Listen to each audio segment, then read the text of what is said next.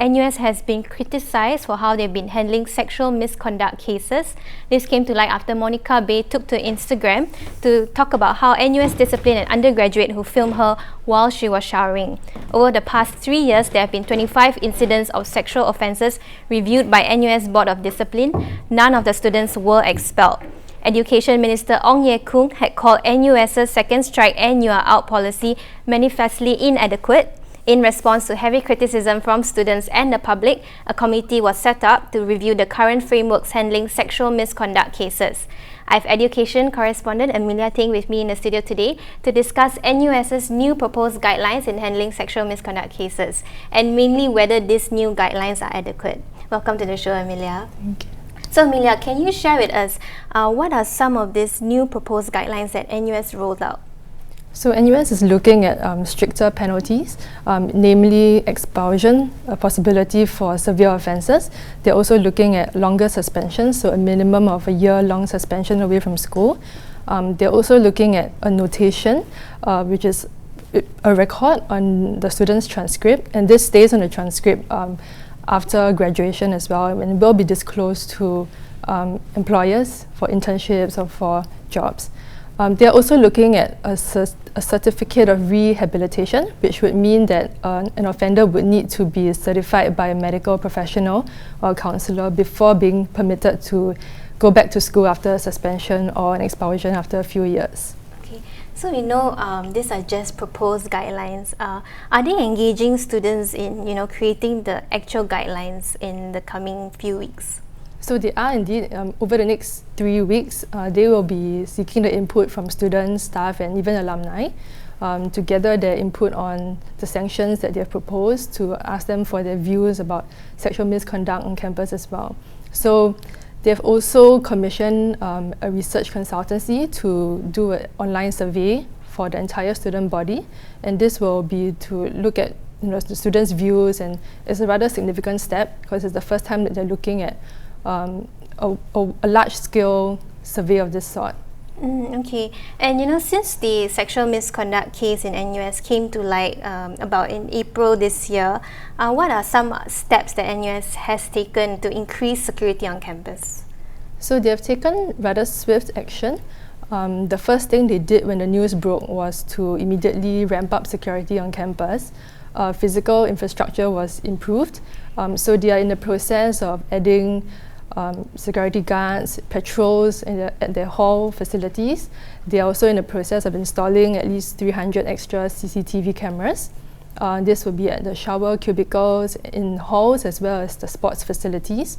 They are also making the shower facilities more secure in terms of sealing off the top and bottom of the cubicles.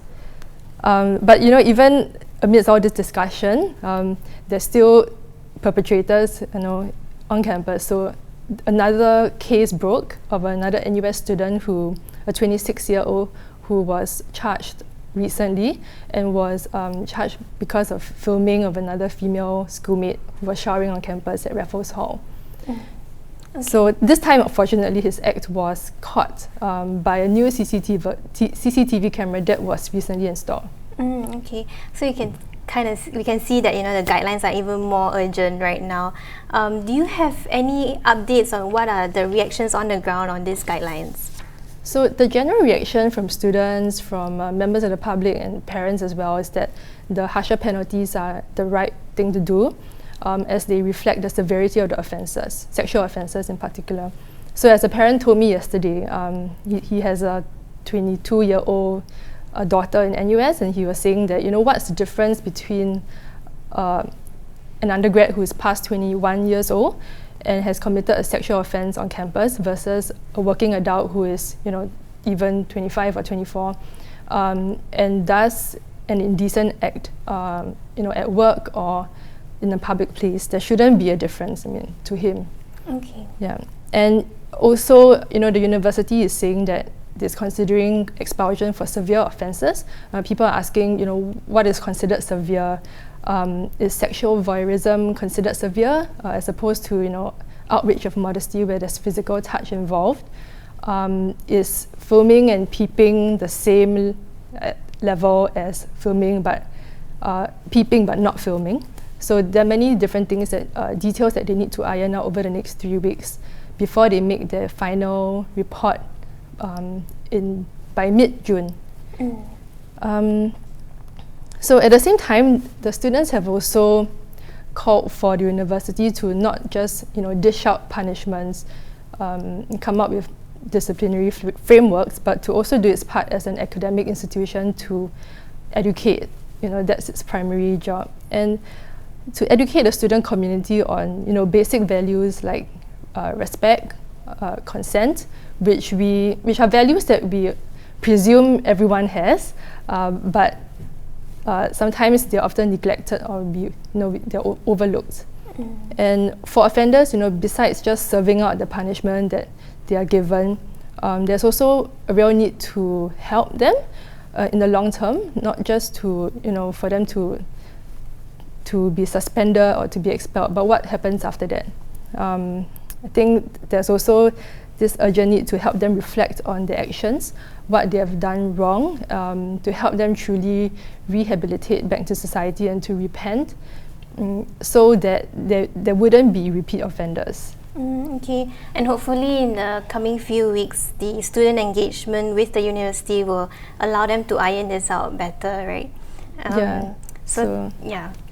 So over the next 3 weeks, I think we'll expect more details to be given out, and then hopefully the June report will be made public so that we can all understand what's going on and how not just NUS but all the other universities in Singapore also can learn from this whole experience. Okay, thank you, Amelia, for sharing your insights on this matter. Amelia will continue to follow the story on NUS proposed guidelines on sexual misconduct cases, so keep your eyes on the Straits Times to be updated. So there we have it, the top stories of the day. For more news and stories, do log on to straitstimes.com. Once again, I'm Rachel. Join me again tomorrow for the news on the big story.